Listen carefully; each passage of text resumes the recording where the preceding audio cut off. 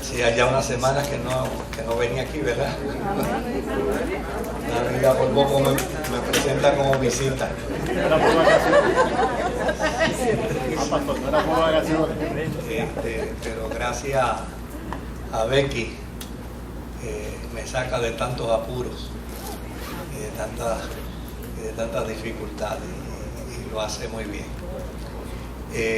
Llevamos 2 semanas en la introducción al Nuevo Testamento y obviamente pues para yo poderme ubicar necesito trabajar un poquito por la introducción también con algunos elementos que probablemente ya se tocaron, lo veremos en el camino. No obstante, quisiéramos decir lo que otras veces hemos dicho cuando vamos a trabajar temas nuevos. Los que están deben quedarse matriculados hasta que se acabe el curso. Los que quieran venir pueden venir, pero realmente con los que están es suficiente para comenzarlo y para terminarlo. Que quiera venir, que venga, pero para nosotros no es una preocupación. Que vengan al culto de oración, que vengan el domingo a los 3 cultos, a la escuela bíblica, sí.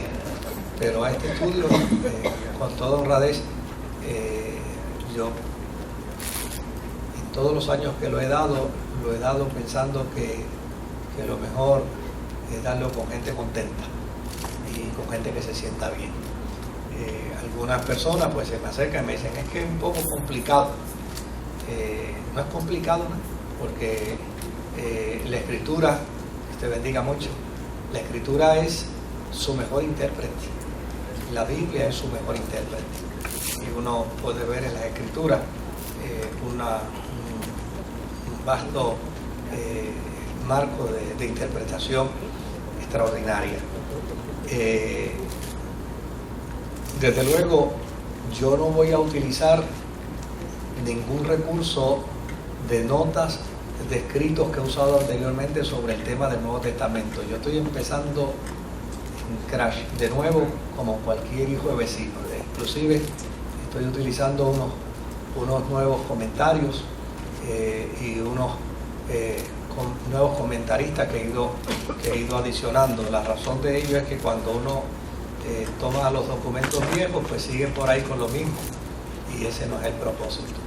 Porque el propósito no es enseñar, el propósito es que aprendamos todos, y yo aprendo muchísimo en la medida en que enseño. Yo creo que el beneficio es más para mí que cualquier otro. Así es que cuando hablamos del Nuevo Testamento entre los evangélicos, pues ¿de qué estamos hablando? Pues estamos hablando de 27 libros que están en las Sagradas Escrituras. No es como me digo uno, estamos hablando de la mitad de la Biblia, no es la mitad de la Biblia, porque realmente el Antiguo Testamento tiene 39, según San Jerónimo, ¿no? Según otras versiones, pues se le añaden unos libros deuterocanónimos o apócrifos. Ahora, es importante que sepamos que de los 27 libros que tiene el Nuevo Testamento, algunas iglesias orientales no aceptan ni Segunda de Pedro, ni aceptan Segunda y Tercera de Juan, ni aceptan el Apocalipsis. Por lo tanto, para algunas comunidades cristianas orientales, el Nuevo Testamento se compone entonces de solo 23 libros. Orientales, sí, orientales. Iglesias orientales, sobre todo ortodoxas, etcétera. Claro, otro elemento que yo considero también que deberíamos tener guardado en algún lugar es que el cardenal Hugo fue el que dividió las Sagradas Escrituras entre Nuevo y Viejo Testamento. Él fue la persona que dividió y llamó a todos los documentos del Pacto Viejo o a todos los documentos hebreos, les llamó Antiguo Testamento, y a los documentos de la Iglesia primitiva les llamó Nuevo Testamento. Hay algunos teólogos que prefieren, en lugar de decirle Nuevo Testamento y Viejo Testamento, Nuevo Pacto y Viejo Pacto, pero hay un teólogo que me parece que en este momento es el teólogo más reconocido, se llama Raymond Brown, y Raymond Brown dice que prefiere y le gusta más y se siente mucho más cómodo con llamarle Nuevo Testamento y Viejo Testamento. Ahora, en el 1551, un señor llamado Robert Estienne Stephanos, Robert Estienne Stephanos fue el que creó la división de la Biblia en versículos. A ese señor es que le debemos, cuando decimos vamos al capítulo tal, versículos tales. Él entendía que de esa manera se hacía más simple la lectura, se hacía más entendible, era más fácil de recordar, etcétera, etcétera. Y desde luego lo que es interesante es que este señor era de tradición calvinista, ¿verdad? Y es bueno recordarle a los arminianos que eso se lo debemos a un calvinista, ¿verdad? Para que así sepamos que también los hermanos calvinistas han hecho sus aportaciones al proceso del estudio de las Sagradas Escrituras. Cuando miramos la Biblia desde el punto de vista nuestro, tal y como la concibió San Jerónimo, ¿verdad? Y San Jerónimo es producto de la cristiandad. Hay unos errores a veces cuando escuchamos a la gente hacer expresiones de la fe, como por ejemplo ayer en el programa de televisión una persona llamó para preguntar si era cierto que la iglesia que instituyó Jesucristo era la iglesia católica. Pues eso no es cierto, eso no es verdad, porque Jesucristo no estableció una iglesia. Jesucristo estableció el reino, y de hecho en los primeros años de la historia de la cristiandad, los cristianos se entendieron judíos y entendieron que la fe que Jesús enseñó no era otra cosa que el cumplimiento de las profecías mesiánicas, y se acabó. Por eso iban a la sinagoga y en la sinagoga enseñaban que Jesús era el Mesías. Desde luego, de tantas veces que lo votaron, y de tantas veces que lo votaron, y de tantas veces que lo siguieron votando, pues finalmente dijeron, no volvemos más, porque ¿para qué vamos a seguir diciendo lo mismo si siempre nos votan? Pues entonces empezaron a establecerse poco a poco como una comunidad de fe, que inicial los judíos cristianos, que inicialmente ni siquiera se llamaron cristianos, inicialmente se llamaron los del camino, posteriormente fueron llamados cristianos. Ahora, la Sagrada Biblia, la Sagrada Escritura que nosotros sostenemos, contiene 66 libros.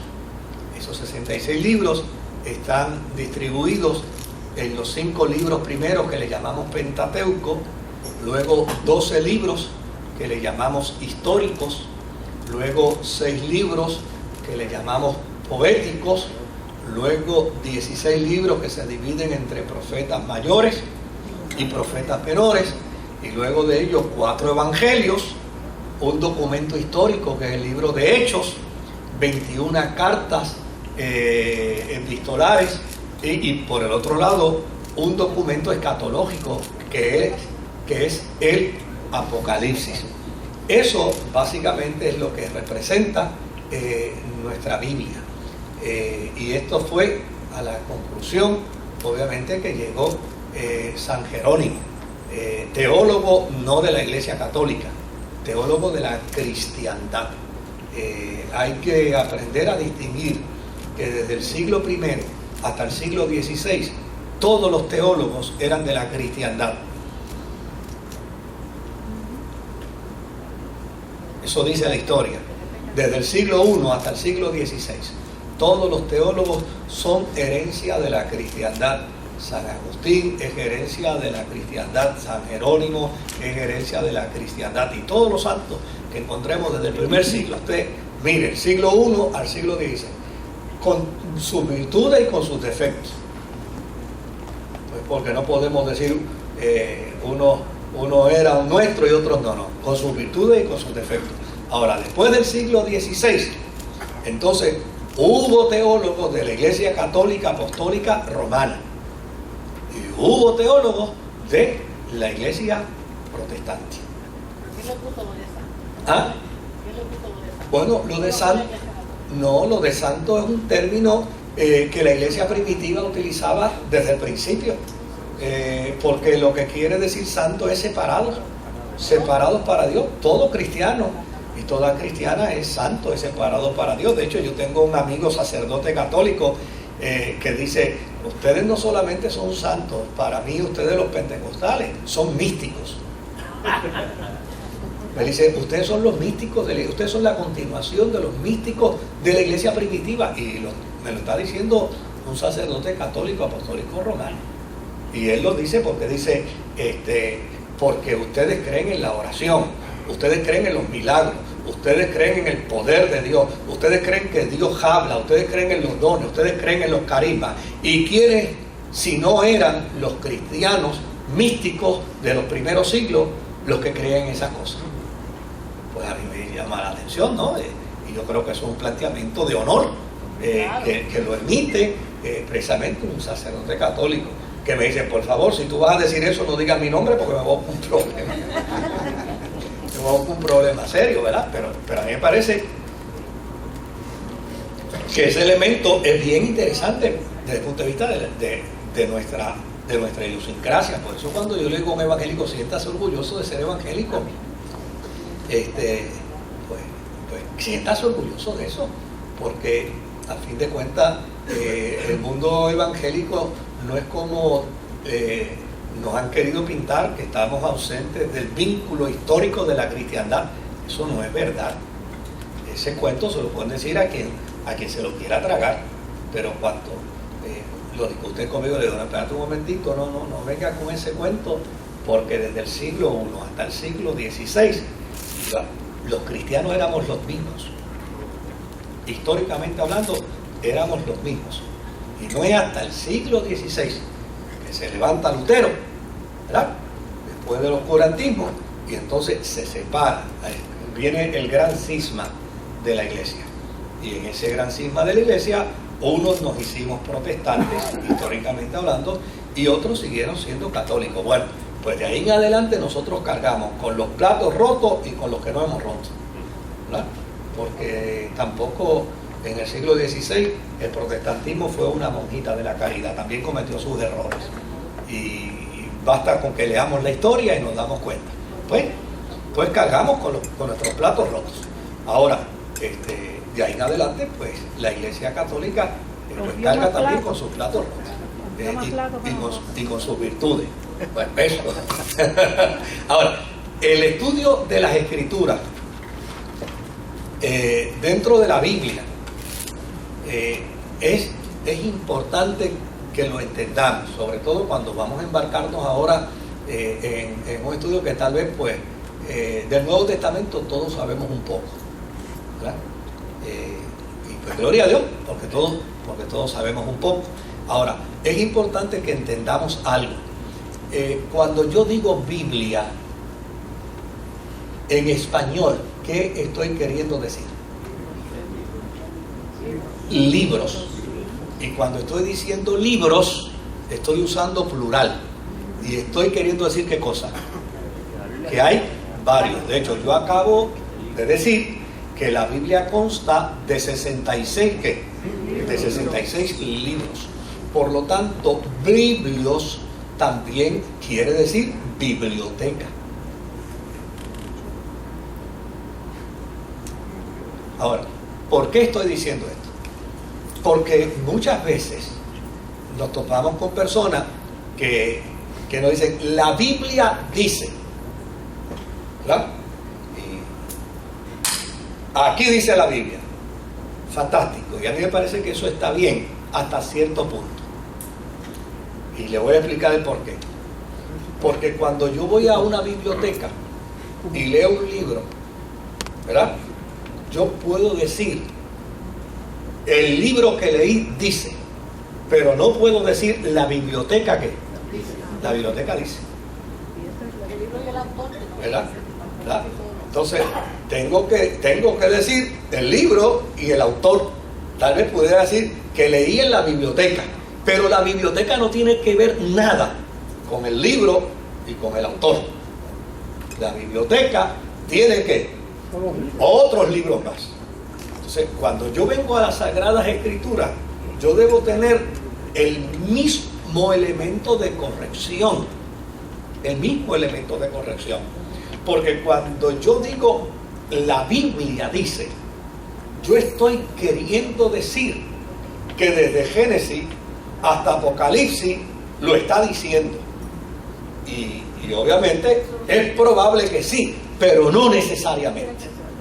No necesariamente. Por lo tanto, yo tengo que someter a un proceso ese planteamiento para ver si en efecto lo dice toda la Biblia o lo dice que un solo libro. Como por ejemplo, ¿verdad? La gente que se me acerca y me dice, la Biblia dice que la mujer calle en la congregación. Digo, espérate un momentito. Espérate un momentito. Eso es bien difícil. O sea, eso es imposible. Dilo. ¿Verdad? Entonces, ¿cómo es posible que alguien venga a decir que la Biblia dice? No, vamos por paso. No lo dice la Biblia. Lo dice dentro de la biblioteca un libro de la Biblia. Por lo tanto, si dentro de la biblioteca lo dice un libro de la Biblia, exige ¿qué cosa? Exige entonces hacer un análisis del libro, para ver si lo que el libro dice lo dicen todos los demás libros.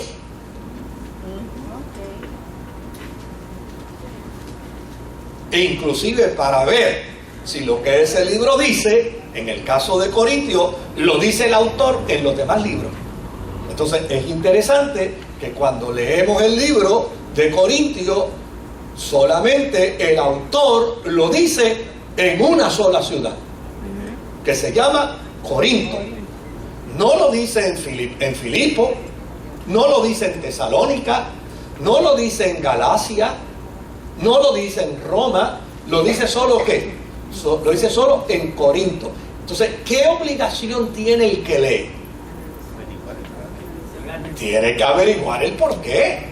O sea, no puede disparar de la baqueta para decir, no, la Biblia dice que la mujer calle en la congregación, así que se callan todas las mujeres. Pues no puede disparar de la baqueta. ¿Se da cuenta? Ese es el ejemplo que yo quiero traer. Entonces, cuando vamos a las... Oiga, porque si de eso se trata, ¿sabe lo que haríamos? Haríamos de la Escritura un arsenal de balas más grande que el oeste. Pues entonces aquel viene y dispara de la baqueta con otro texto, y aquel viene y dispara con... Oiga, y se forma un jebulú de texto y nadie llega a ¿qué?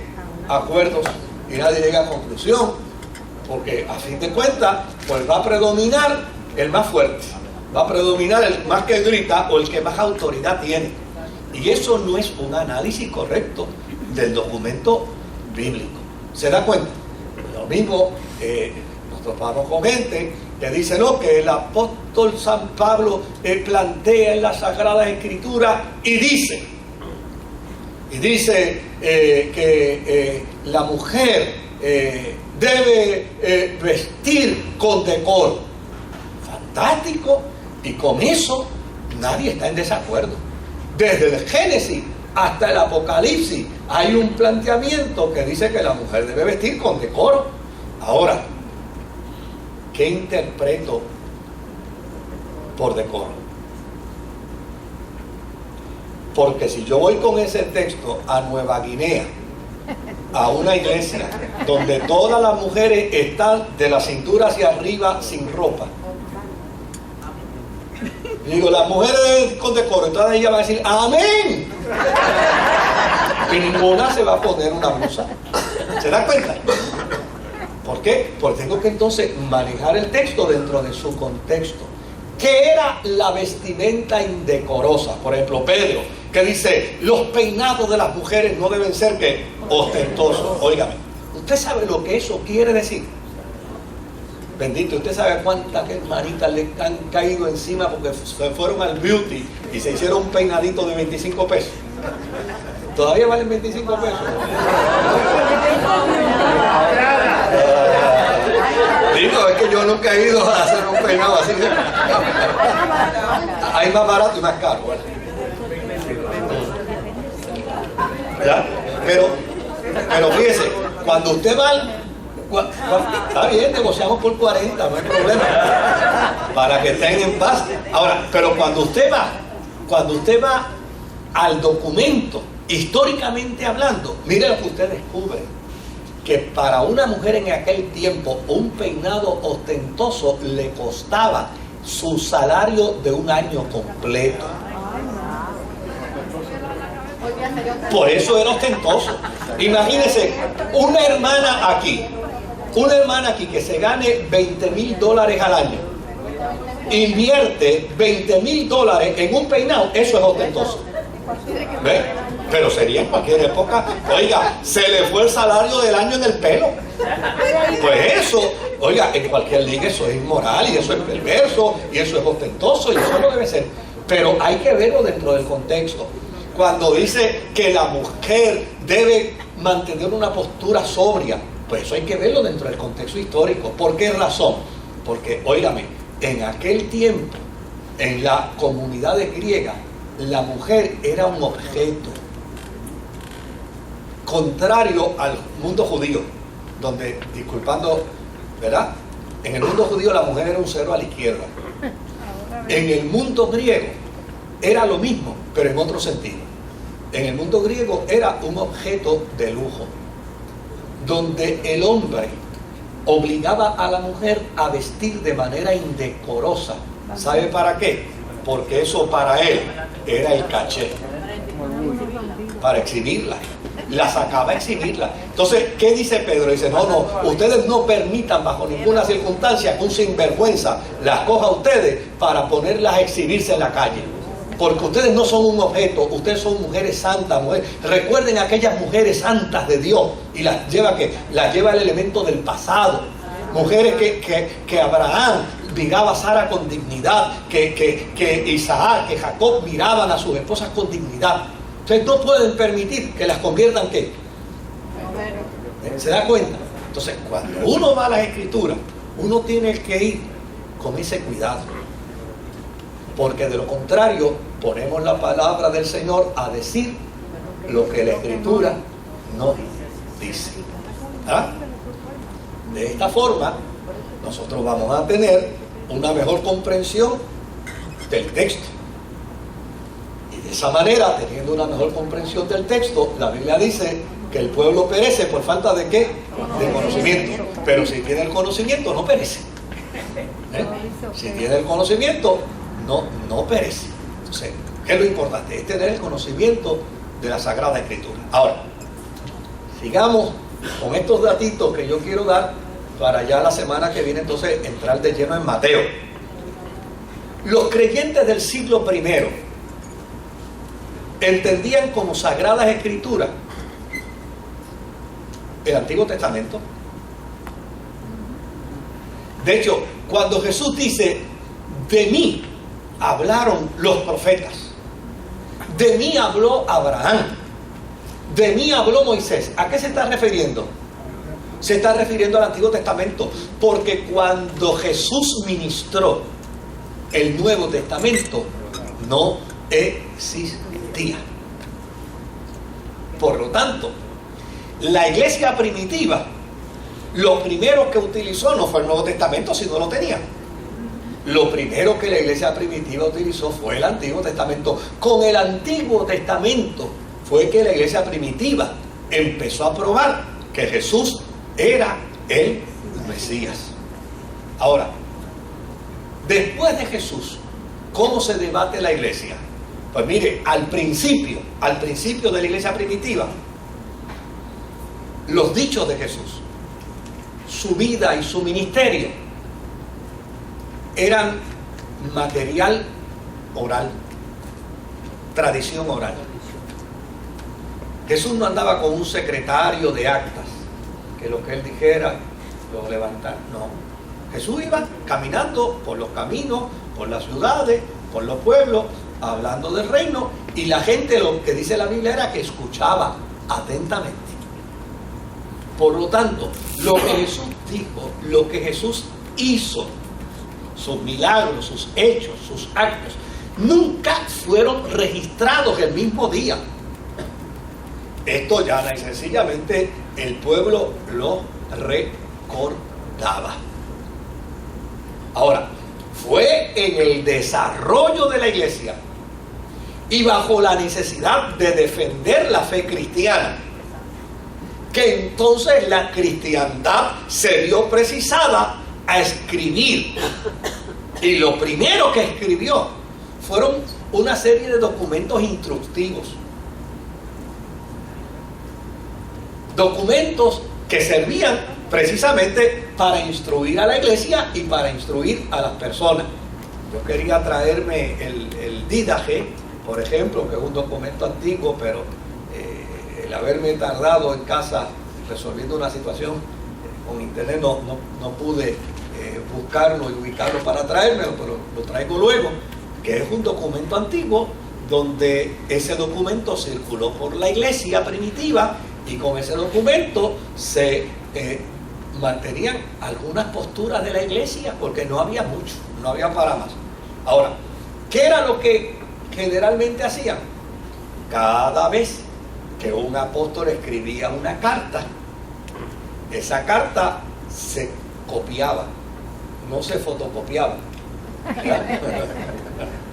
Se copiaba. Es decir, un amanuense venía y hacía el documento 3, 4, 5 veces. Entonces, el que escribía la carta agarraba a 2 o 3 mensajeros, le decía: toma, esta se la lleva a tal iglesia, esta se la lleva a tal comunidad, esta se la lleva a tal comunidad, y por ahí va. O en su efecto, lo que muchas veces hacían era que la iglesia que la recibía, la leía, la encontraba interesante y la compartía con otra iglesia. Entonces esa otra iglesia decía: oye, mándame una copia de eso, porque, oiga, era lo dicho por un apóstol, y lo dicho por un apóstol, mientras más cerca de Jesús, más autoridad tenía. Mientras más cerca. No es lo mismo conversar con el secretario de Abraham Lincoln, ¿verdad? Si estuviera vivo, que hablar con el secretario del secretario del secretario del secretario en 15 generaciones después. ¿No? Vamos a hablar, pues, si está vivo el secretario de Abraham, el primero, vamos a hablar con ese no puede decir hasta cómo se paraba y cómo gesticulaba, todo ese tipo de cosas. Pues para la iglesia ese elemento era importante. De hecho, si vamos un momentito a Segunda de Pedro, allá, ahora Moisés, para un momentito el periódico. Moisés, gracias. Segunda de Pedro, capítulo 3, verso 15 al 16.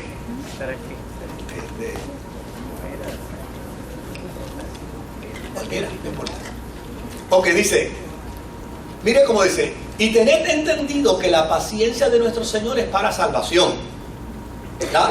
Como también nuestro amado hermano Pablo, según la sabiduría que le ha sido dada, os ha escrito, ¿verdad? Ha escrito Pablo, casi en todas sus epístolas, hablando en ella de estas cosas. Fíjense que Pedro está diciendo que ha leído ¿qué? mira, casi todas las cartas de Pablo yo las he leído. Pero ¿cómo que tú las has leído? Si esa carta se la mandaron a los filipenses, ¿por qué tú la leí? Ah, bueno, porque Pablo dijo, oye, ustedes tienen esa carta de él, ¿me pueden dar una copia? Ah, claro, aquí la tienen. Y los Gálatas, mira, también nos mandó una que nos insultó. ¿Y la tienen? Dámela acá para leerla yo también. Entonces, fíjense que ahora Pedro está diciendo, mire, esas cartas que él ha escrito casi en todas sus epístolas, yo las he leído y les aseguro que está hablando en ellas de estas cosas, de lo mismo que yo le estoy. Él habla también, dice, entre las cuales hay algunas difíciles de entender. O sea, como que dice, mire, este señor dice unas cosas que ni yo lo entiendo, ¿verdad? Solo los cuales los indoctos y los inconstantes tuercen. Mira el beneficio que él le está dando a Pablo. Le dice, los que están distorsionando las cartas de Pablo son indoctos y son inconstantes, pero lo que ese hombre escribe es lo mismo que yo he dicho. Es decir, Pedro se tomó el tiempo. Qué interesante, ¿verdad? A lo mejor usted había leído ese texto muchas veces y no se da cuenta de eso. Pero Pedro se tomó el tiempo para afirmar a Pablo y para decir, hey, tengan cuidado con ese gallito que anda por ahí, que ese gallito dice lo que yo creo. A lo mejor ustedes no lo entienden. Y los indoctos, ¿verdad? Lo tuercen, como también las otras escrituras. Dice, pero no solamente tuercen a Pablo, tuercen todo lo que ellos leen de la iglesia para su propia perdición. ¿Qué demuestra esto? Que las cartas circulaban, que las cartas iban y venían. Ahora, no solamente encontramos esa evidencia en las Sagradas Escrituras, sino que los dichos y hechos del Señor al principio solo se recordaban, pero por alguna razón que ya mencionamos, ¿no? La razón de la defensa de la fe, la razón de probar el mesianismo de Jesús. Entonces, una gente se dio a la tarea, ¿sabe de qué? De recogerlos y coleccionarlos. Venga acá, espérate, se nos están acabando los testigos primarios. Vamos a ir donde Pedro, vamos a ir donde Andrés, vamos a ir donde Jacobo, donde Juan, donde Felipe, donde Bartolomé, donde Tomás, donde Mateo, donde Lebeo, el hijo de Alfeo, vamos donde Lebeo el Simón, vamos a ir donde el Cananita, vamos a ir donde todo y cada uno de ellos. Y vamos, oye, ven acá, y tú que estabas cerquita de él, aquel día, ¿qué más dijo? Porque yo recogí esta información. Entonces empezaron a ¿qué? Empezaron a escribirla.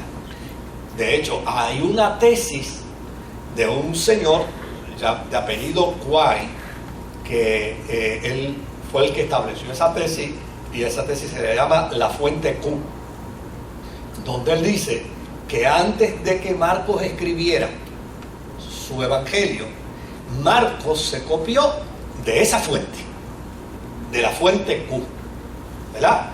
Y desde luego la inmensa mayoría de los teólogos hoy se inclinan en esa dirección. Lo que pasa es que la fuente Q no aparece.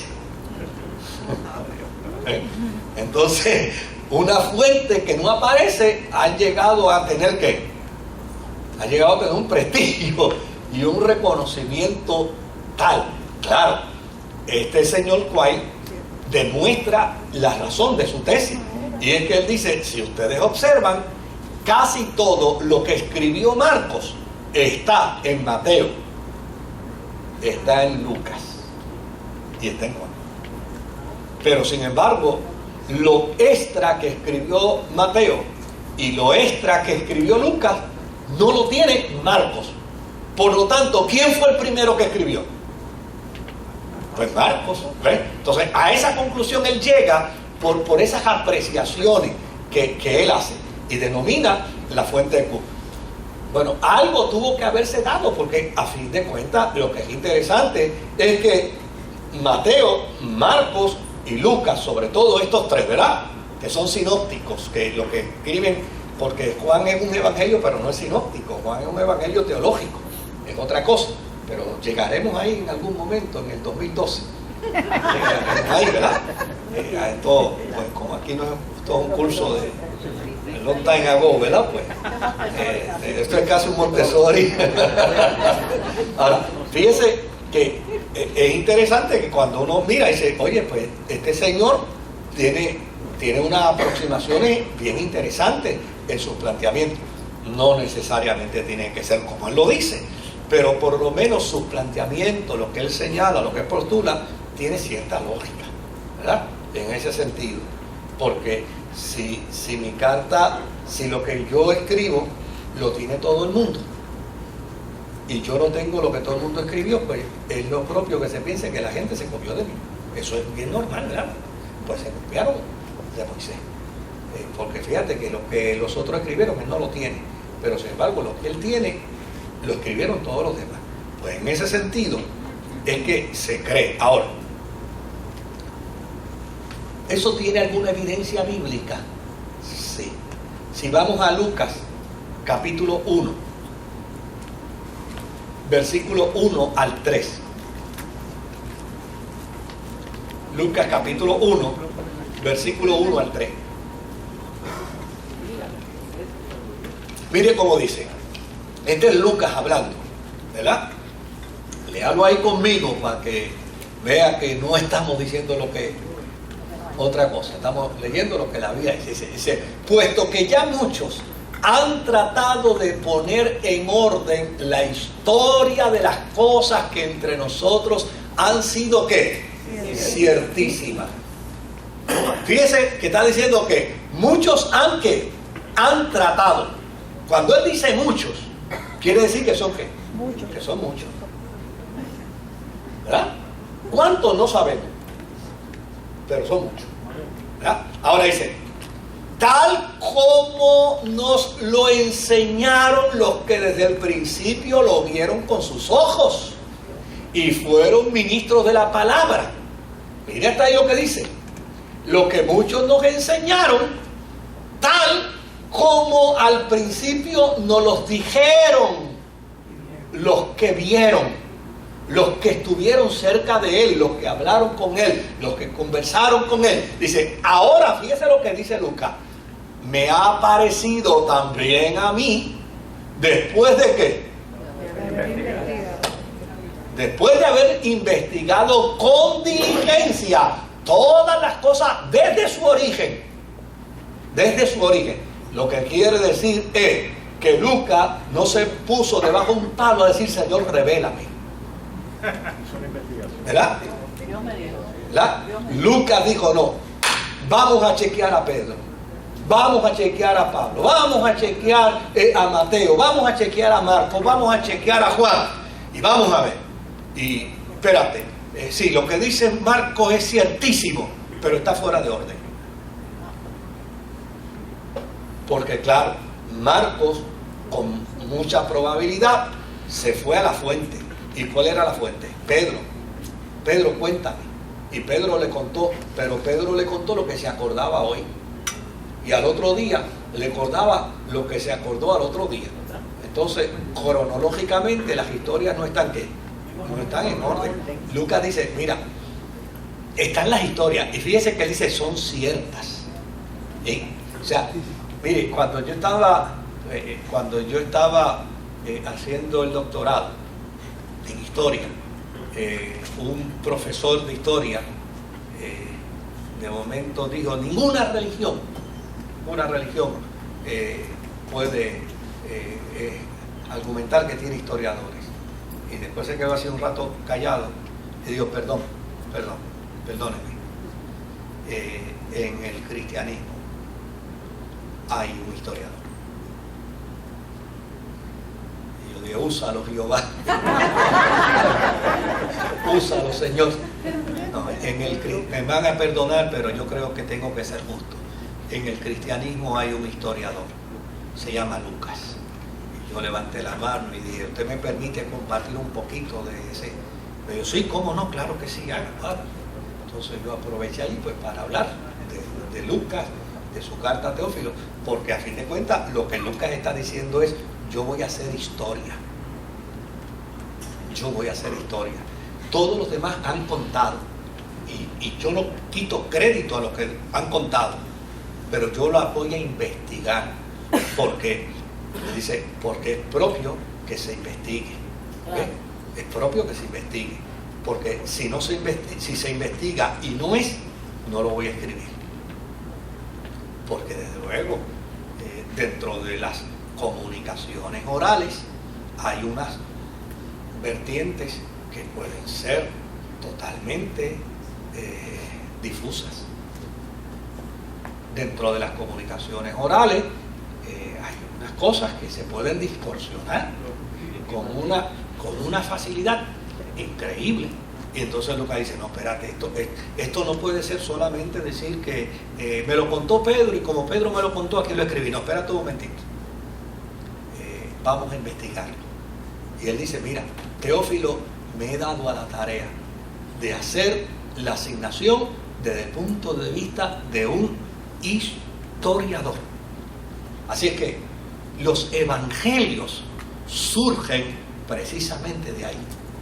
El Nuevo Testamento surge precisamente de esa fuente. ¿Da confianza al ir a la Escritura? Claro que sí.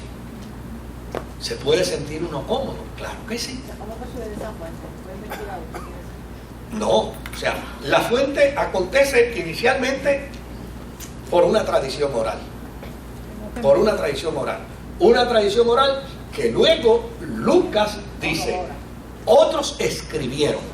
Otros empezaron a escribir. Digo, no, vamos a la fuente, vamos a ir a los más cerca de Jesús, vamos a preguntarle y vamos a escribir. Y Lucas después dice, y todo eso yo lo investigué y yo lo analicé y yo doy fe de que son ¿qué? Ciertísimas. Lo único es que he descubierto que no están en orden y yo estoy tratando de ponerlas ¿qué? En orden. Entonces, cuando uno ve ese testimonio, que no es como algunos manduletes dicen por ahí que la Biblia, que eso es un libro inventado por los hombres. No. Vamos a ver esto con la seriedad que es y con la seriedad que tiene. Uno descubre que la Sagrada Escritura cumple con un rigor literario. Cumple con un rigor literario, cumple con un proceso. Hay pautas en la documentación y de hecho cuando hablábamos del Antiguo Testamento, una de las cosas que decíamos era que el escribano, después que escribía el documento, tenía que contar letra por letra, porque si el capítulo tiene 230 letras, si te dio 229, 231, vira de nuevo y ponte a trabajar de nuevo el documento, que en algo fallaste ahí. No puedes tener 229. No, déjalo ahí, eso más o menos. No. Si tiene 230, busca el que se te perdió. Mira para atrás y haz eso de nuevo. Entonces, pues eso tiene un rigor. Eso no era así como decía el jíbaro a lo rum-tum-tum, ¿verdad? No, eso tenía un rigor. Y un rigor serio y responsable. Y todavía al día de hoy, el estudio de la Sagrada Escritura tiene ese mismo rigor. De hecho, una de las cosas que a mí me sobrecoge de asombro es cuando un teólogo dice, mira, yo realmente esta expresión no la toco porque en los documentos más antiguos no aparece. Y lo dice con esa sinceridad y lo dice con esa claridad. Y uno quisiera que dijera algo, pero él tiene la honestidad de decir, no puedo decir nada, porque ahí eso, en los documentos más antiguos no aparece. Y uno dice, oye, pues hay una seriedad para tratar el documento. No es un documento manipulado, no lo es. Entonces a mí eso me da descanso, ¿verdad? Me da descanso porque cuando uno va a la Sagrada Escritura uno dice, oye, este es un libro que por siglos se ha tratado de mantener de la forma más fiel posible. Ahora, vamos a ver otra cosita más aquí. Desde luego, dijimos que los evangelios surgen de eso, que al comienzo es importante también, porque no solamente escribió Mateo, no solamente escribió Marcos, no solamente escribió Lucas, no solamente escribió Juan, escribió Chencho el Bolondrón, escribió Jacinto, escribió Gualberto, Geruncho, todo el mundo empezó a escribir. Sí, todo el mundo empezó a escribir. Oye, pero ¿por qué la tienen contigo? Entonces, ¿qué sucede? Pues eso era normal, que todo el mundo empezara a escribir. Pero ¿sabe qué hizo la iglesia primitiva, verdad? Digo, está bien, ok, que escriba todo el mundo. Trae acá el documento. Primera pregunta. ¿Tú conociste a Jesús? No. ¿Y a Pedro lo conociste? ¿Y a Juan? ¿Qué edad tú tienes? Porque estamos en el año 110 de la era cristiana y Jesús murió en el 33. ¿Qué edad tú tienes? Bueno, yo empezaba a patinar. Le dice, no, pues 50 y 33 son 83 y 110. No, tú no cualificas. Tú no estás cerca de Jesús. Este documento tuyo, échalo para el zafacón. Esto no sirve. Entonces, así, fíjense qué interesante, así la iglesia empezó a hacer escrutinio, a meter por filtro, a depurar. Todo documento tenía que tener autoridad apostólica. Ven acá, tú estás hablando de Pablo. Ajá, ok, ven, vamos a ver. Pablo vivió hasta el año 90 de la era cristiana. ¿Qué edad tú tienes? Bueno, yo tengo 95 años. Pues no.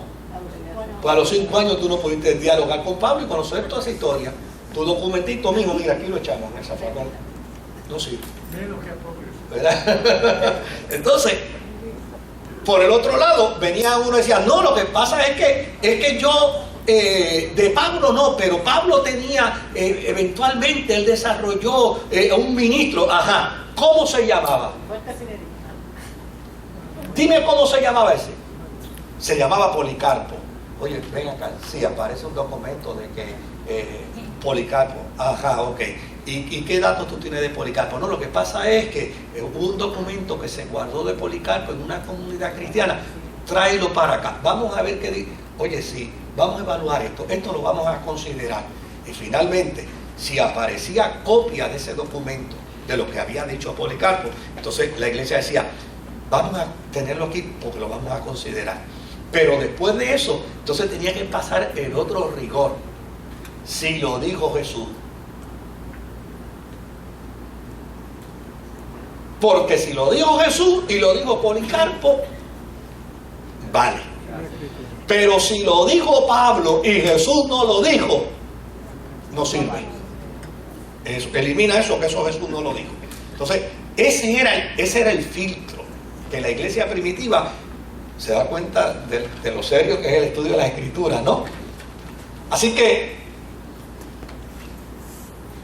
se dio un rigor del estudio y del análisis y del escrutinio de los documentos. Oiga, habían cientos de documentos y de cientos de documentos solo pasaron la prueba 27. Y déjeme decirle algo, para llegar a esos 27 la iglesia se tardó casi 400 años. Y todavía no querían a Santiago. Y todavía Santiago en el siglo XVI estaba dando patinazos y el Apocalipsis entre el mundo protestante, porque San Agustín dijo, no, saquen eso de ahí, que eso yo no lo quiero.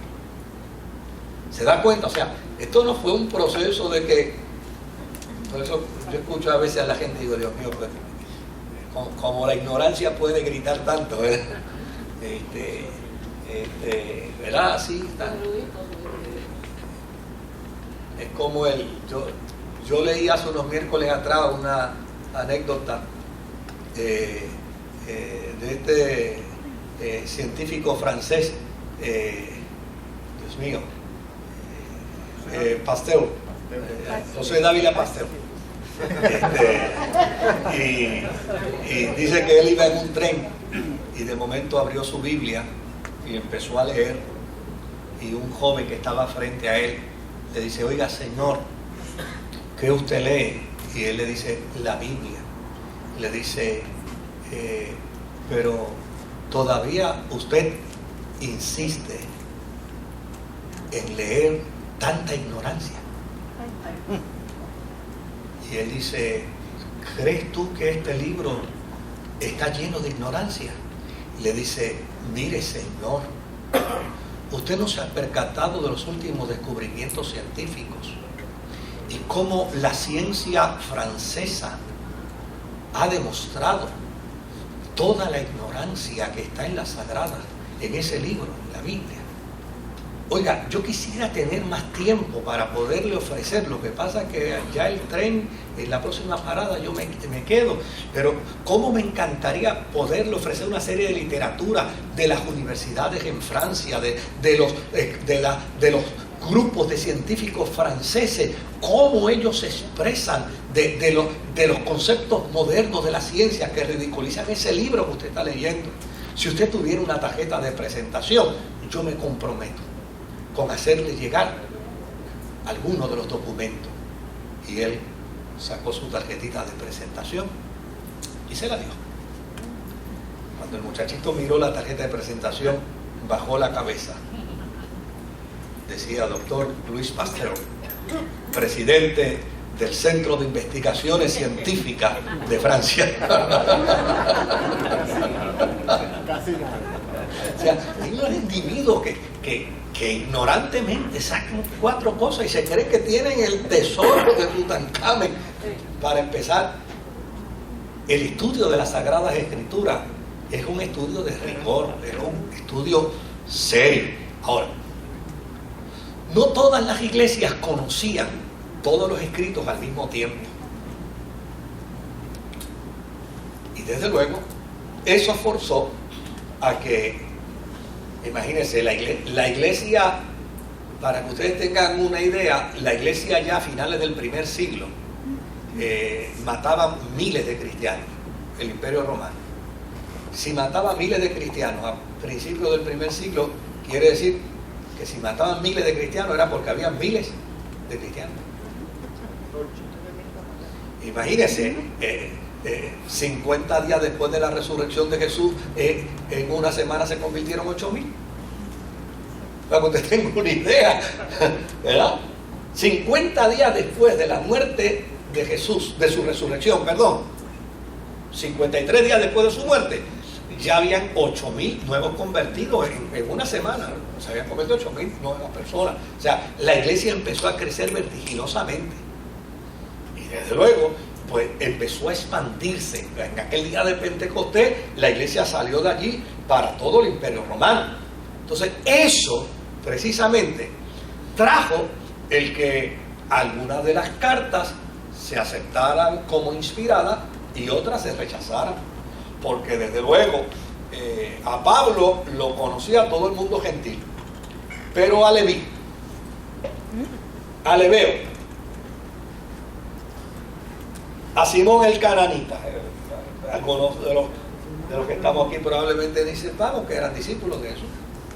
Entonces, si esos escribieron cartas, ¿y quién rayo es este? Pues un apóstol dice, no, eso nadie sabe quién es, ten cuidado con ese, deja eso. Entonces, esa carta, muchas de las comunidades no las aceptaban como inspiradas. Entonces, desde luego, ¿qué sucedía con esto? Esto lo que hizo fue que entonces unos individuos con unas influencias escribían documentos apócrifos y entonces, como eran conocidos por el solo hecho de ser conocidos, entonces eran aceptadas. Y por eso es que la historia demuestra un lapso de tiempo tan grande para poder recopilar 27 libros y aceptarlos como el canon, como lo último, ¿verdad? Dentro de los documentos sagrados de la iglesia primitiva. Eso hizo que por varios siglos, la iglesia simplemente circulara unos documentos, tuviera unos documentos, pero decían, pero ¿cuándo vamos a tener finalmente el documento? No, eso está ahí. Y se desarrollaron concilios y se desarrollaron reuniones, por ejemplo el concilio de Nicea, luego el de Trento, y así sucesivamente seguían desarrollándose concilios, porque a fin de cuentas El trabajo era árido, era bien difícil. Ahora, en el segundo siglo, los líderes cristianos que habían conocido a los apóstoles escribieron cartas y tratados doctrinales en los cuales hacían citas del Antiguo Testamento, así como pasajes claros que eran influenciados por libros del Nuevo Testamento, por cartas del Nuevo Testamento. Pero todavía no se conformaba un libro como tal. Es decir, ya desde el primer siglo, desde finales del primer siglo al segundo siglo, ya se conocían de los documentos. Bueno, ya usted ve a Pedro, que es precisamente de finales del primer siglo, principio del segundo siglo, y ya él habla de las cartas de Pablo. O sea, ya circulaban y ya se conocían, pero no había tal cosa como el Nuevo Testamento. Ahora, hubo muchos autores de documentos y de cartas que tuvieron la integridad y la honestidad de escribir, pero ellos planteaban que llana y sencillamente eran sus opiniones, pero no eran opiniones inspiradas, ni ellos eran tampoco de la primera generación de apóstoles. ¿Qué otra cosa podemos decir? Bueno, todavía tenemos tiempo, a ver si yo puedo decir todo lo que escribí. ¿Qué otra cosa podemos decir? La iglesia cristiana le debe a un hereje del siglo II llamado Marción. Marción fue un hereje de la iglesia primitiva del siglo II, que llana y sencillamente desató una guerra contra el Antiguo Testamento y desató una guerra con el nombre de Dios, porque él decía que el Dios del Antiguo Testamento no era el Dios verdadero, porque ese era un Dios de guerra, de violencia, etc. Y desde luego empezó a desarrollar toda una serie de planteamientos que para la iglesia sonaban heréticos. Y finalmente, siendo él un obispo, la iglesia lo expulsó. De hecho, el responsable de su expulsión fue Policarpo.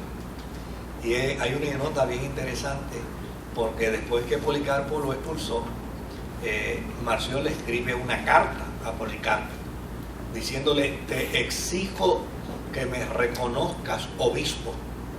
O sea, diciéndole: te exijo que me devuelva mi título, ¿no? Me reconozca obispo. Y Policarpo le contesta, le dice: claro que te reconozco, engendro de Satanás. O sea, ese tipo de cosas que se daba en ese estilo literario tan incisivo, ¿no? Sí, claro que te reconozco. Ahora, a Marción le debemos que él fue el que primero creó una lista de los libros del Nuevo Testamento. Él fue el primero. Y desde luego, en ella incluyó el Evangelio de Lucas. No incluyó, desde luego, Mateo, porque Mateo hace mucha alusión a libros del Antiguo Testamento y él no quería saber nada del Antiguo Testamento. Incluyó 10 cartas del apóstol San Pablo, pero no tomó en cuenta las epístolas pastorales. Por ejemplo, las cartas de Juan, las de Judas, Hebreos, no lo tomó en cuenta. Y desde luego, lo que otros apóstoles escribieron tampoco lo tomó en cuenta, porque él, pues, él era Marción y hacía. Por eso fue que lo expulsaron, ¿no? Porque él llegaba a sus propias conclusiones y llegaba a sus propias decisiones. Esto es lo que yo creo. Lo que demuestra que obviamente Marción hizo una aportación en el siglo II, a mediados del siglo II, a la cristiandad. Porque hasta ese entonces, a pesar de que no las incluyó todas, bueno, pero por lo menos dio a conocer unos documentos que para algunas iglesias no eran aceptos. Y dijeron: no, mira, estos documentos son aceptos, porque él fue el que inicialmente estableció los documentos. Ahora, ¿alguien ha oído hablar del código de Muratori?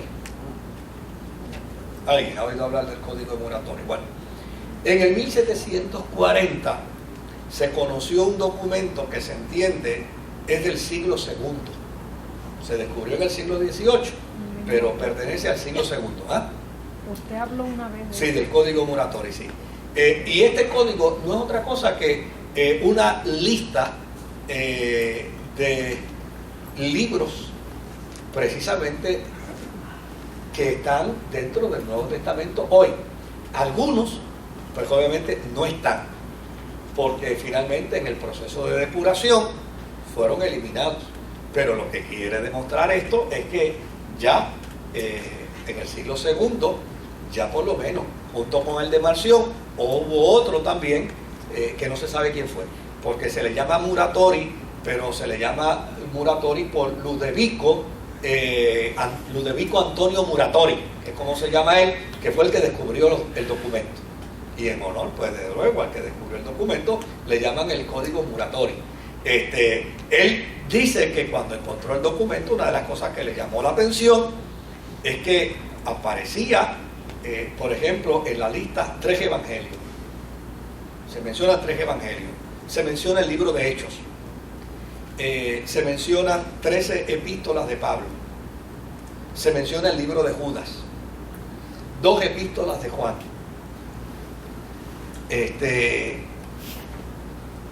Pero no aparece primera de Juan, ni primera y segunda de Pedro, ni tampoco Santiago y Hebreo, porque en el código Muratori dice, esas no las aceptamos. ¿Por qué? Porque estaban en el proceso, todavía pues no se aceptaban. Ahora, lo que es interesante es que aparecen otros documentos que hoy no los tenemos. Por ejemplo, la epístola de los laodicenses.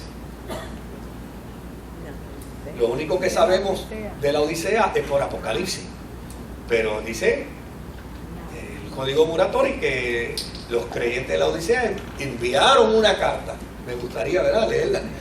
Vamos a ver si la consigo y la podemos leer. Y había otra carta también que le enviaron los de Alejandría, que era la epístola de los alejandrinos.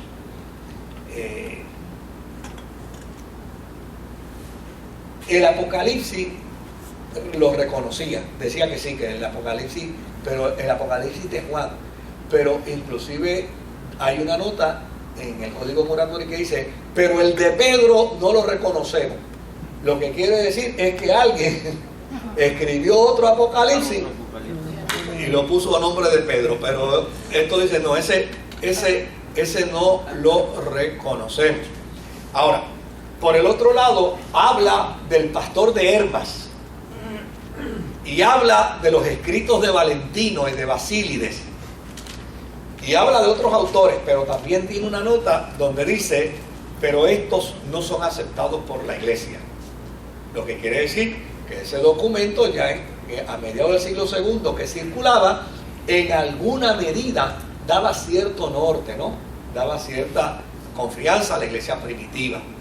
Ya para finales del segundo siglo se aceptaban la mayoría de los 27 libros del Nuevo Testamento y existía una colección compilada con obras traducidas al latín, que obviamente circuló más en el norte de África y son precisamente los documentos que utilizó Tertuliano, que utilizó Cipriano y que utilizó Agustín.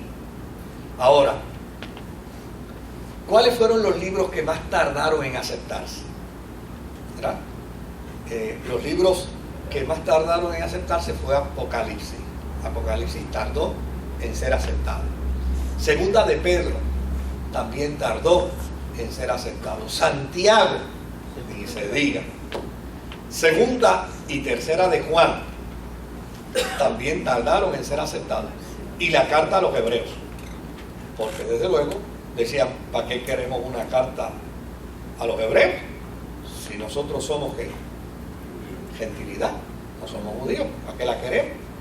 Entonces, además el lenguaje de los hebreos es un lenguaje religioso judío, cúltico judío, Y dice, pues, ¿para qué vamos a bregar con eso? Dejen eso por allá, eso es lo que puede complicar. Claro, tiene su riqueza, tiene su valor, y me parece que es sumamente importante. Ahora, ya en el siglo III,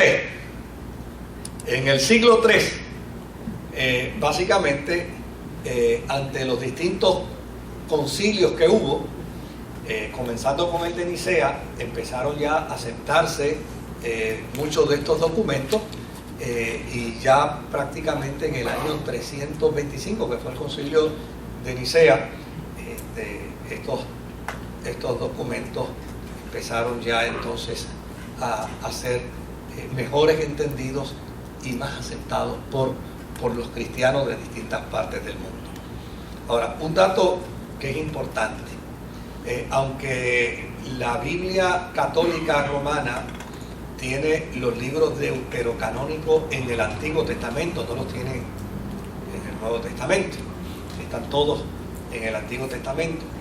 Es importante señalar lo siguiente: tal vez para nosotros los evangélicos estos libros no tengan valor desde el punto de vista teológico, doctrinal, pero sí tienen un valor histórico y son una fuente bien interesante para conocer parte del contexto histórico de ese tiempo. Esta es mi hija, perdóneme, que es de Brasil. Dile que si me puede dar una llamadita a las 10, se lo agradezco. A las 10 de la noche. Perdone, ¿verdad? Y es que muchas veces uno escucha a cristianos, pues, porque por ejemplo en los Macabeos aparece una referencia al purgatorio, ¿verdad? Y entonces dicen, que es donde único aparece, no aparece en ningún lugar, ¿verdad? Entonces es interesante que es un planteamiento que aparece en el Antiguo Testamento, no en el Nuevo Testamento. La iglesia primitiva nunca habló de purgatorio. No fue hasta el siglo XV que se le ocurrió a un papa que necesitaba levantar los fondos económicos, ¿verdad?, para esas grandes catedrales que se estaban haciendo, que entonces, digo, ¿cómo levantamos los fondos? Y ya vino uno y dijo, muchachos, empezamos a decirle a la gente que tan pronto la moneda suene, el muerto se levanta y sale del purgatorio. Entonces, pues de ahí en adelante empezó todo ese planteamiento, ¿no?, porque de algún lado había que sacar los fondos. Ahora, fuera de eso, la riqueza de los libros deuterocanónicos es una riqueza histórica muy buena, muy buena. Por ejemplo, a mí la historia de los Macabeos, a mí me fascina, porque esa es una familia, oiga, que hizo salir de Jerusalén a un bandido, emperador, que profanó el templo, que en el altar del sacrificio sacrificó un cerdo, y a mí me parece que fue un grosero. Era cuando los sirios dominaban. Sí. A Israel. Y entonces es interesante que esa familia le hizo frente y lo sacó, y cuando uno lee esa historia, uno dice, pues eso le devuelve la dignidad a una nación y la fuerza a una nación. Bueno, termino diciendo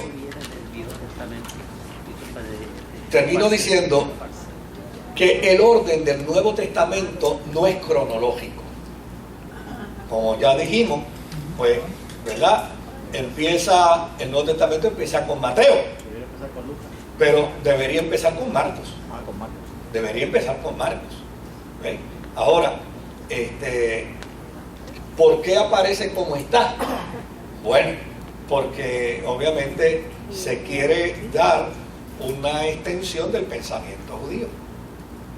Y Malaquías cierra el documento antiguo testamentario, pero Mateo comienza hablando precisamente del cumplimiento de las profecías. Por lo tanto, si él comienza hablando del cumplimiento de las profecías, pues es bueno que aparezca primero porque es como un ¿qué? Como un puente que encaja, ¿no? Es un enlace, un elemento de enlace que trae el Antiguo Testamento y lo encarrila al Nuevo Testamento. Pero esos factores no se dieron tampoco accidentalmente. Esos factores se discutieron. La iglesia los discutió y dijo, ¿con qué? ¿Cuál empezamos? Pues vamos a empezar con Mateo, porque Mateo es el que más planteamientos antiguos testamentarios utiliza para probar que Jesús es ¿qué? El Mesías.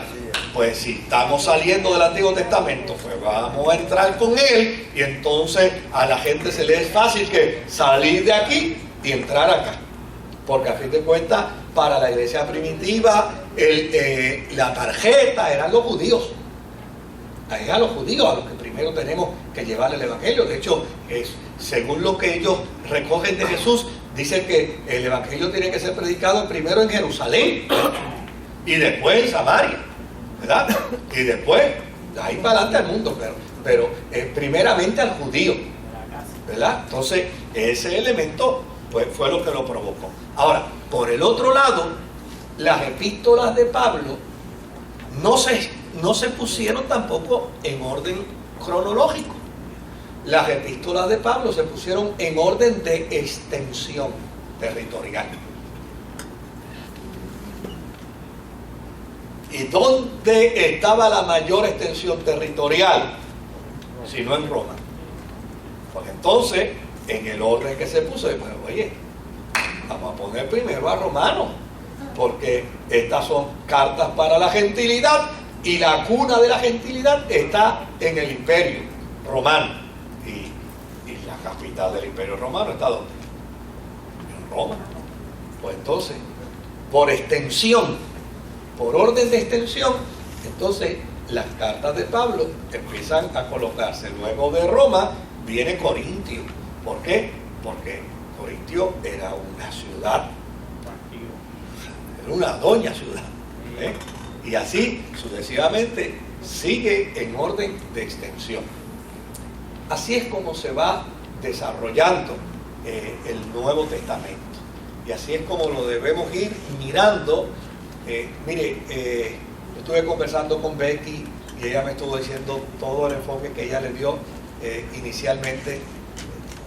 Sí, si nos detenemos yo di un curso de introducción al Nuevo Testamento en la escuela del doctor Hugo Serrano, y era de 4 o 5 meses, y era 2 veces a la semana, y era solamente la introducción, pues, porque entonces pues uno tiene el tiempo, ¿verdad? Pero aquí no podemos quedarnos en una introducción de 4 meses, pues, cuando llegamos a Apocalipsis, en el Armagedón, en el milenio. Entonces pues no podemos, tenemos que de alguna manera. Becky me dijo, pues mira, yo cubrí los aspectos más de etimología, más de los estilos literarios y demás. Bueno, pues está bien. Pues, tal vez podamos decir algunas otras cositas más adelante, mientras que estemos trabajando con Mateo, mientras estemos trabajando con Marcos, con Lucas, con Juan, etcétera. Pero una de las cosas que veo, por ejemplo, yo hubiera preferido que Lucas y Hechos lo hubieran puesto juntos. Ahora, el problema es que alguna gente me dice, pues entonces vamos a empezar el estudio bíblico dentro del orden cronológico. Pero si nos ponemos a estudiarlo dentro del orden cronológico, el problema que vamos a tener es que tenemos que estar yendo para atrás y para adelante. Es lo que a veces la gente me critica en el programa de televisión y dice, ¿qué clase de programa es ese que ese pastor no tiene una Biblia? Bueno, imagínense, si yo voy a un programa y me hacen una pregunta y déjeme buscar el pasaje bíblico y leerlo, nadie ve el programa. Nadie va a la hora buscando el texto y nadie va a ver el programa, ese programa. Imagínense, se convierte en una cosa enzorrosísima. Pues por esa razón, pues, venga el texto y nosotros, pues, acá lo interpretamos dentro manera de una sinopsis, ¿no? Pero esa es básicamente la razón. ¿Alguna pregunta hasta aquí? ¿Algún comentario? ¿Algo que usted quiera añadir o quitar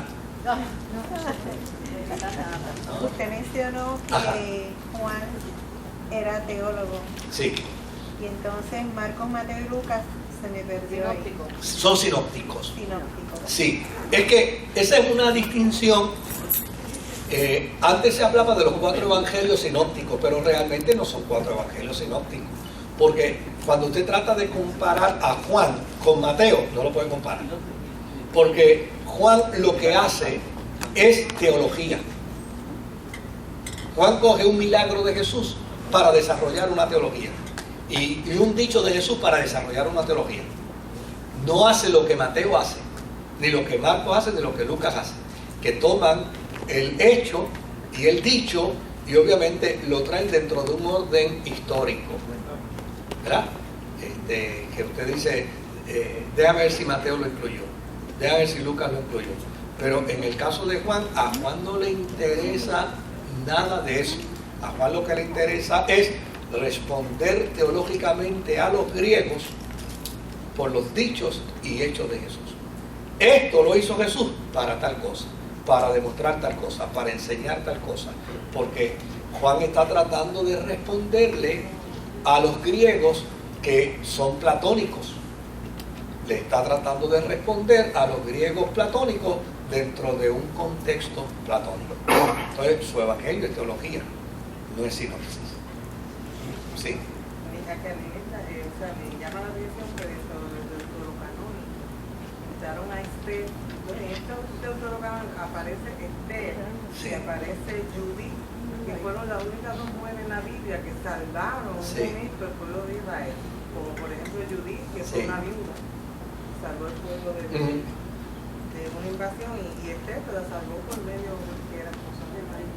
Y entonces están los dos dentro, a Esther la ponen Dentro del Antiguo. y también está en el Viejo Testamento. Sí, porque Israel no podía perder de perspectiva esas verdades históricas. Y además de que esas Pero verdades... a Judith no se lo Ah, no, no. no es parte del No es parte del canon, solamente Esther. Sí. ¿Ah? Bueno, los planteamientos de Israel con respecto a eso, claro, esto tiene que ver en alguna medida con el proceso de la Septuaginta. La Septuaginta es el proceso de interpretación de 70 judíos que van a traducir la Biblia en griego para Egipto.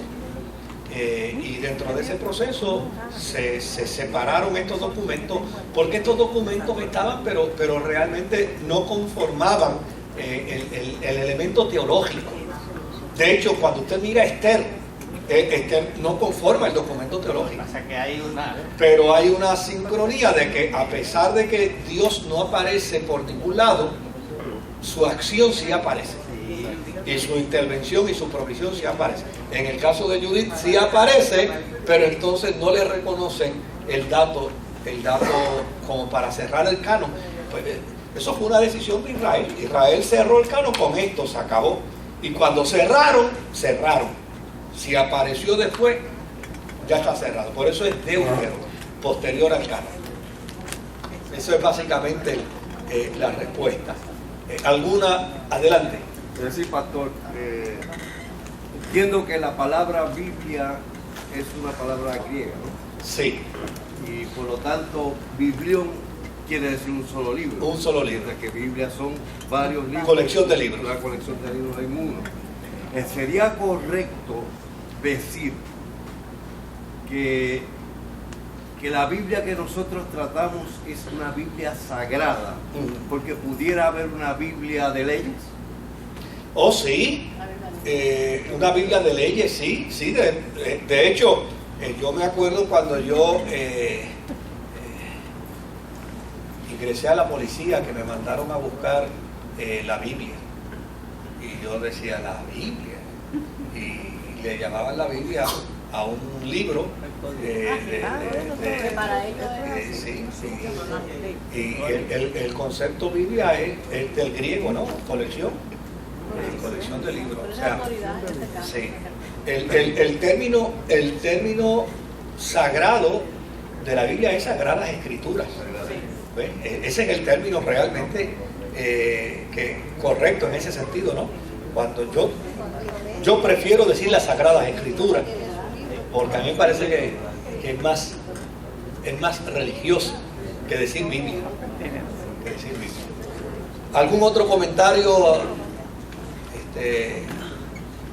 Confianza lo puede hacer. Había una palabra ahí en el momento dado en que estuvimos leyendo parte de lo que se estaba generando en la pantalla. Ajá. ¿Cuál era la palabra? Que yo no me acuerdo. Que en realidad yo no sé qué significa. Indocto. Indoctos, personas que no han sido educadas, que no tienen conocimiento. Es posible que haya sido educado, pero que en esa materia en Sí, particular no tiene conocimiento. Ese es indocto. No tiene, Por materia sí, en particular. correcto, es correcto, muy correcto. ¿Algún otro comentario? Ajá, hermana. Los libros sinópticos, ¿me puede repetir los nombres de los libros sinópticos? Los sinópticos, Mateo, Marcos y Lucas. Mateo, Marcos y Lucas. Ya iremos trabajando uno a uno con ellos. Sí, a mí nunca aunque a mí me encanta Marcos, porque Marcos es un campechano y habla de Jesús, cosas que nadie hubiera dicho de Jesús. El enfoque de Marco es ese. Sí, Jesús como un servidor, ¿no? Y el hecho de que él dice, y la gente pensaba que estaba loco. Uno dice, pero que sí, y Jesús tenía hambre y tenía sueño y se enfogonaba. O sea, esas cosas que él habla de Jesús, ¿verdad? Del de Jesús humano, del Jesús humano. Pues uno dice, oye, este es un atrevido, ¿no? ¿Ah? Sí. Sí, correcto, sí. Porque pues por su humanidad. En el caso de Juan, pues es el verbo encarnado de Dios. Fíjense que las cosas que Marcos dice de Jesús, como que estaba loco, como que dormía, Juan las elimina. Juan no las menciona, dice, no, ¿cómo poner aquí que el verbo encarnado de Dios? Que estaba enfogonado, eso lo elimina, porque son enfoques distintos. Son distintos. Bueno, el martes que viene iniciamos entonces con Mateo, ¿no?